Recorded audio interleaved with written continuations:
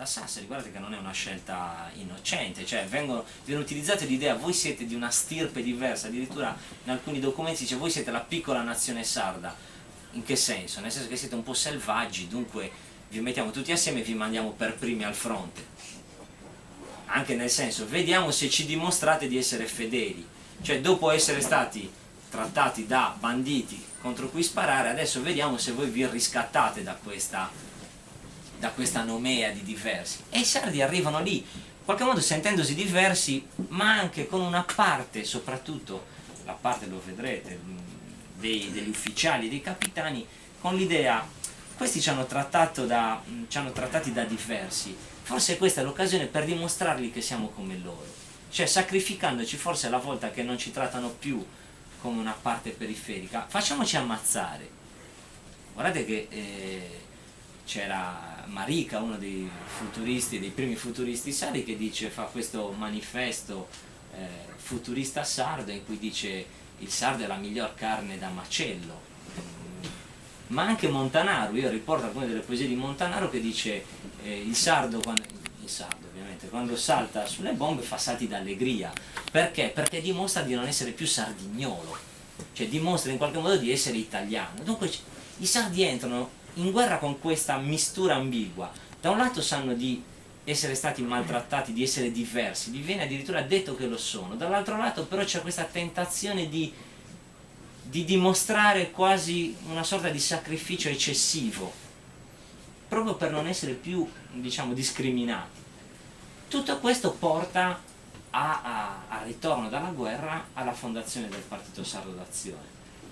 Forse non lo sapete, ma il Partito Sardo d'Azione alla sua nascita prende il 35% dei voti, cioè il più grande partito organizzato in Sardegna, ed è un partito che viene definito dagli stessi suoi animatori un esercito, una Sardegna in armi, perché chi sono questi, diciamo così, sardi che votano il Partito Sardo d'Azione? Sono fondamentalmente gli ex combattenti, cioè gente che è sopravvissuta alle guerre sul Carso, è tornata in Sardegna e fondamentalmente sono ancora un esercito. Non a caso in Italia, sia da destra che da sinistra, questi sardi vengono definiti irlandisti ancora una volta, cioè che vogliono fare come l'Irlanda, che vogliono, diciamo così, essere indipendenti.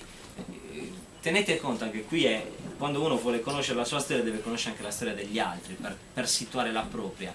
Noi a volte diciamo, già gli irlandesi già sono diversi dai sardi, o i catalani, sempre, gli altri sono nati imparati, sono nati fatti. Quando nasce lo Sinn Féin secondo voi? Sì. Lo Sinn Féin, il partito che porta l'Irlanda all'indipendenza? Nel 1918. Pizdaz nasce nel 19. Quando c'è la famosa insurrezione di Pasqua nel 1916 a Dublino, gli irlandesi prendono a pietrate gli indipendentisti, cioè a pietre, perché gli sembra gente che sta rompendo le scatole, cioè come dire, sì, questi ci maltrattano, gli inglesi, però non diamogli adito di trattarci ancora peggio. Cosa ti metti a sollevare ormai, la tipica rassegnata, poteva essere il discorso di un sardo. Guarda che già così non ci rendono i soldi. Vieni anche tu, figure non ci li renderanno mai, intanto non te li rendono da 30 anni. Non alzare la testa. Non alzare la testa, che se c'era una speranza che ci trattassero un po' meglio va ancora peggio. E gli irlandesi li tirano le pietre contro. 2 anni dopo nasce lo Sinn Féin e prende il 50% dei voti. E nasce l'IRA. La storia della Sardegna è praticamente identica, volendo. Cosa succede però? Succede una cosa che è descritta già lì dal vivo da un militante del Partito Sardo d'Azione, che si chiama Riccardo Farris. È uno di quei testi che generalmente quando scrivono i libri sulla storia di quegli anni non riportano, perché questo non è diventato capo di nulla e dunque non si merita di essere ricordato. E Farris, siamo già andati un po' avanti, nel giugno del 22 affronta di petto i padri del sardismo che tutti conosciamo, cioè Emilio Lussu e Camillo Bellieni.